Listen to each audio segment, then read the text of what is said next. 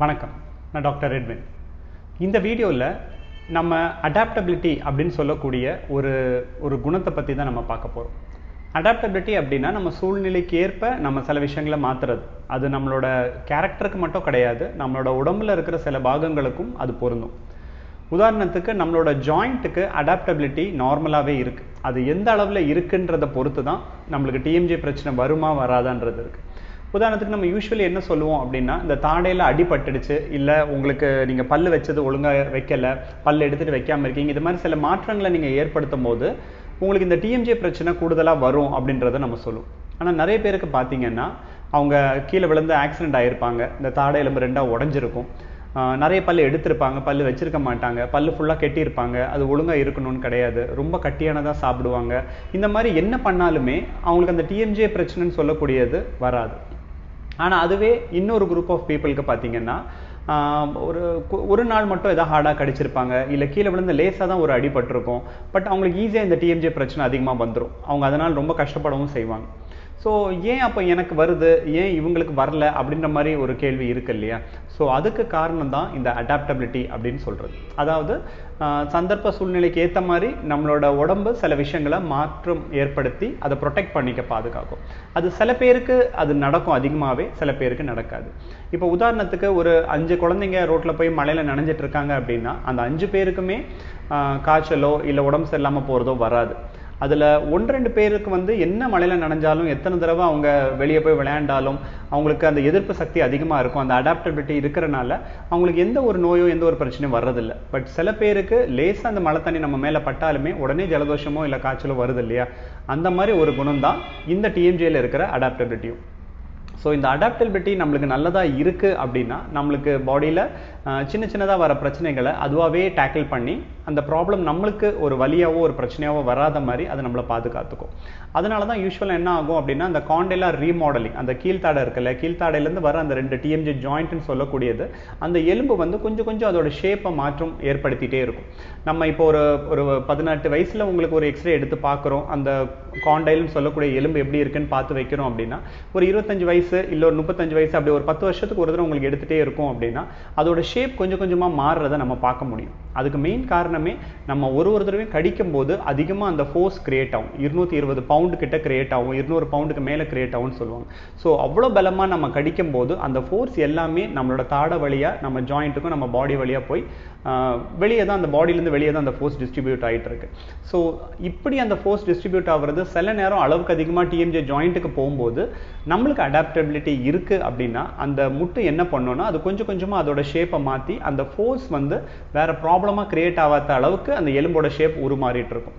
அது ஒரு particular stage வரைக்கும் தான் அதால் பண்ண முடியும். அந்த அடாப்டபிலிட்டி இல்லை, அதால் அதோட தன்மையை விட்டு அது கொஞ்சம் அதிகமாக ப்ரெஷர் வாங்குது அப்படின்னு வரும்போது அந்த அடாப்டபிலிட்டி நம்மளுக்கு இல்லாமல் போயிடும். நம்மளுக்கு மேற்கொண்டு டிஎம்ஜே பிரச்சனையும் அதிகமாக வந்துடும். ஸோ இந்த ஒரு சகிப்புத்தன்மை தான் நம்மளோட ஜாயிண்ட்டுக்கும் ஒரு முக்கியமான பிரச்சனையாக இருந்துகிட்ருக்கு.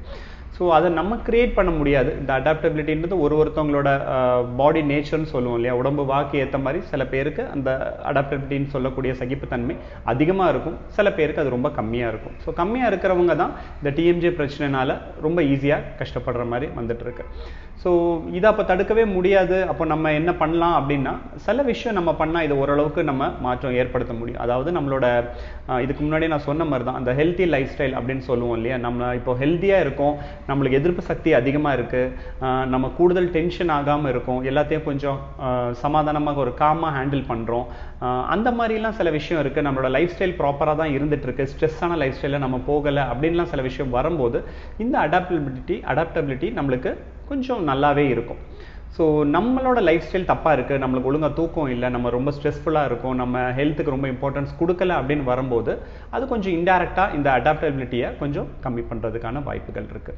இப்போ சில பேர் சொல்லுவாங்க இல்லையா, நான் கொஞ்சம் யங்காக இருக்கும் போது நான் என்ன ஆனாலும் எவ்வளோ வேலை செஞ்சாலும் எனக்கு ஒன்றுமே பிரச்சனையே ஆகிறதில்ல, பட் ஒரு 35 வயசுக்கு மேலே 40 வயசு ஆகும்போது எனக்கு எல்லா பிரச்சனையும் வருது அப்படின்னு வர்றது அவங்களுக்கு ஏஜ் ஆகிறனால மட்டும் அந்த பிரச்சனை வரணும்னு கிடையாது. அவங்களோட அந்த அடாப்டபிலிட்டியும் கம்மியாகுது. அதுக்கு காரணம் அவங்களோட உடம்பை அவங்க பாதுகாத்துக்கல, அவங்க ரொம்ப சத்தானதாக சாப்பிடலை, ரொம்ப ஆரோக்கியமாக இல்லை, ரொம்ப தூக்கம் ஒழுங்காக இல்லை, இந்த மாதிரி சில விஷயங்கள் வரும்போது நம்மளுக்கு ஏற்கனவே இருந்த அடாப்டபிலிட்டியும் நம்மளுக்கு அந்த சகிப்புத்தன்மையும் கொஞ்சம் கொஞ்சமாக குறையிறதுக்கான வாய்ப்புகளும் இருக்குது. ஸோ உங்களோட பாடியை நீங்கள் நல்லா பார்த்துக்கிட்டீங்க, உங்களோட மனசை கொஞ்சம் காமாக வச்சுருக்கீங்க, ரொம்ப ஸ்ட்ரெஸ் ஆகலை அப்படின்ற ஒரு பட்சத்தில் இந்த அடாப்டபிலிட்டி கொஞ்சம் கூடுறதுக்கான வாய்ப்பு இருக்குது. அப்படின்னா நம்மளுக்கு இந்த டிஎம்ஜே பிரச்சனை மட்டும் கிடையாது, வேறு எந்த வியாதியாக இருந்தாலுமே லேசாக அது நம்மளுக்கு உடம்புல வருது அப்படின்னாலும் நம்மளுக்கு அந்த ஒரு என்ன சொல்கிறது, நம்மளுக்கு அந்த சகிப்புத்தன்மை கொஞ்சம் இருக்குன்னு சொல்லும் போது அந்த பிரச்சனை நம்மளுக்கு பெரிய அளவில் வராமல் நம்மளை ப்ரொடெக்ட் பண்ணிக்க முடியும்.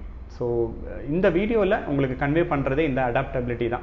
ஸோ உங்களுக்கு இந்த பிரச்சனை வந்துருச்சு, இல்லை இந்த பிரச்சனை உங்களுக்கு வர்ற மாதிரி இருக்குது, இல்லை வரக்கூடாதுன்னு நினைக்கிறீங்க, இதில் எந்த கேட்டகரியில் நீங்கள் இருந்தாலுமே ஓவரால் உங்களோட ஹெல்த்தையும் உங்களோட மென்டல் ஹெல்த்தையும் நீங்கள் கொஞ்சம் பாதுகாத்து வச்சுருக்கீங்க, உங்களோட டெய்லி ரொட்டீன் உங்களோட வாழ்க்கை தரத்தை வந்து கொஞ்சம் ஸ்டாண்டர்டாக கொஞ்சம் ஹெல்த்தியாக நல்ல அளவில் வச்சுருக்கீங்க அப்படின்னா உங்களுக்கு டிஎம்ஜே பிரச்சனை மட்டும் இல்லாமல் எந்த ஒரு வியாதியும் பெரிய அளவில் உங்களை அஃபெக்ட் பண்ணாமல் உங்களை நீங்கள் ப்ரொடெக்ட் பண்ணிக்க முடியும். இது டிஎம்ஜேக்கு மட்டும் இல்லாமல் ஓவரால் நீங்கள் ஹாப்பியாக இருக்கிறதுக்கும் ஹெல்த்தியாக இருக்கிறதுக்கும் உங்களுக்கு தேவையான ஒரு முக்கியமான விஷயமா இருக்கும். அதனால தான் இந்த வீடியோவில் நான் இந்த விஷயத்தை கன்வே பண்ணிகிட்டு இருக்கேன். ஸோ இதை ரொம்ப அசால்ட்டாக எடுத்துக்காமல் இதுக்கு கொஞ்சம் இம்பார்ட்டன்ஸ் கொடுத்து நீங்கள் உங்களோட கேரை, உங்களோட ரொட்டீன், டெய்லி ரொட்டீன் எப்படி இருக்குது, நான் காலையில் எழுந்திரிச்சோன்னே என்ன பண்ணுறேன், என்னோட ஒரு நாள் ஃபுல்லாக என்னோட வேலை எப்படி இருக்குது அப்படின்றத நீங்கள் ஒன்று எழுதி பார்த்தீங்கன்னா உங்களுக்கே தெரியும், நம்ம ஹெல்த்தியானதாக தான் பண்ணுறோமா, ஆரோக்கியமான வாழ்க்கை தான் வாழ்ந்துட்டு இருக்கோமான்றது உங்களுக்கு கிளியராக தெரிய வரும். ஸோ அதில் உங்களுக்கு என்னெல்லாம் மாற்றம் ஏற்படுத்த முடியுமோ அதை நீங்கள் சேஞ்ச் பண்ணாலே உங்களுக்கு நிறைய விஷயம் மாறுதல் அடைஞ்சு நம்ம ஹாப்பியான வாழ்க்கையாக வாழலாம். ஸோ பட் இவ்வளோ பண்ணதுக்கப்புறமா உங்களுக்கு டிஎம்ஜே பிரச்சனை இருக்குது, இல்லை ஆல்ரெடி நீங்கள் சஃபர் பண்ணிட்டு இருக்கீங்கன்னா நான் எப்பவும் சொல்கிற மாதிரி தான், தயங்காமல் இந்த நம்பருக்கு கால் பண்ணிவிட்டு எங்களை வந்து பாருங்கள். எங்களால் முடிஞ்ச முயற்சிகளை எடுத்து கண்டிப்பாக இந்த டிஎம்ஜே பிரச்சனையிலேருந்து உங்களுக்கு விடுதலை வாங்கி தர முடியும். மேற்கொண்டு உங்களுக்கு ஏதாவது டவுட்ஸ் இருக்குது அப்படின்னா கமெண்ட் செக்ஷனில் கேட்கலாம், இல்லை ஏதாவது கன்சல்டேஷன் பண்ணணுன்னாலும் எனக்கு எப்போ வேணாலும் நீங்கள் கால் பண்ணுங்கள், நான் இங்கே அவைலபிளாக இருக்கும்போது கண்டிப்பாக உங்ககிட்ட பேசுவேன். ரொம்ப கஷ்டப்படுறீங்க, உங்களுக்கு ட்ரீட்மெண்ட் தேவைப்படுதுன்னா தயங்காமல் எப்போ வேணாலும் காண்டாக்ட் பண்ணிவிட்டு எங்களை வந்து பாருங்கள். கண்டிப்பாக அந்த ட்ரீட்மெண்ட்டை கொடுத்து உங்களை டிஎம்ஜே பிரச்சனையிலேருந்து நம்ம கம்ப்ளீட்டாக கியூர் பண்ண முடியும். தேங்க்யூ.